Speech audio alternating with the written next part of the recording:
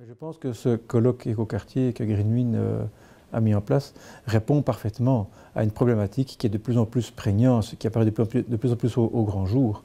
Nous sommes maintenant devant des défis énergétiques au niveau planétaire. Il faut absolument freiner les émissions de CO2.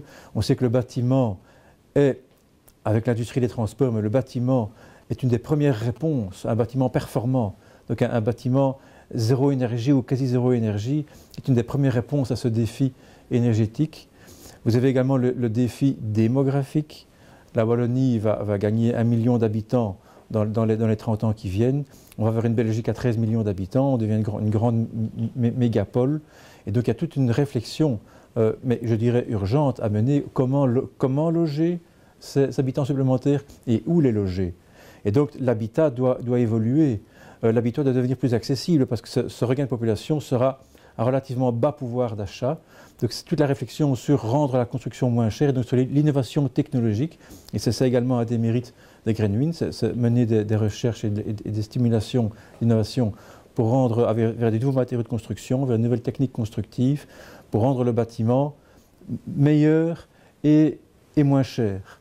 Et donc, si je mets au croisement du défi énergétique et du défi démographique, la réflexion que mène Greenwind est en plein dans le mille du défi sociétal devant lequel nous sommes actuellement. Et donc la densification urbaine, les quartiers durables, les écoquartiers sont en plein une réponse au croisement de ces deux défis énergétiques et démographiques. Je pense qu'il y a quand même des connexions qui se font. Bon, on vient, c'est vrai, il y a 20 ans, d'univers assez segmentés. Le monde des architectes ignorait le monde des constructeurs, qui ignorait le monde de la formation.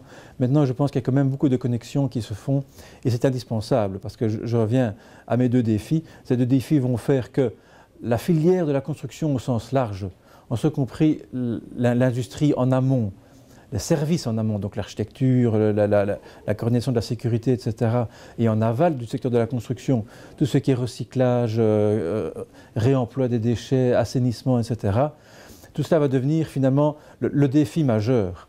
Le défi majeur au niveau de la relance économique. Si on ne réussit pas le pari d'activer, de faire fonctionner en réseau tout le monde de la construction pour répondre à ces défis, eh bien la Wallonie va rater le train du futur. Pour moi, à l'horizon 2022, c'est également une réflexion politique. Le gouvernement wallon réfléchit pour l'instant à sa stratégie horizon 2022. Pour moi, on a toutes les raisons, et ce colloque le démontre, de miser sur cette filière de la construction au sens large, avec l'industrie en amont qui sera tirée par le secteur de la construction s'il parvient à répondre à ces défis. Il y a un dicton qui dit que quand la construction va, tout va.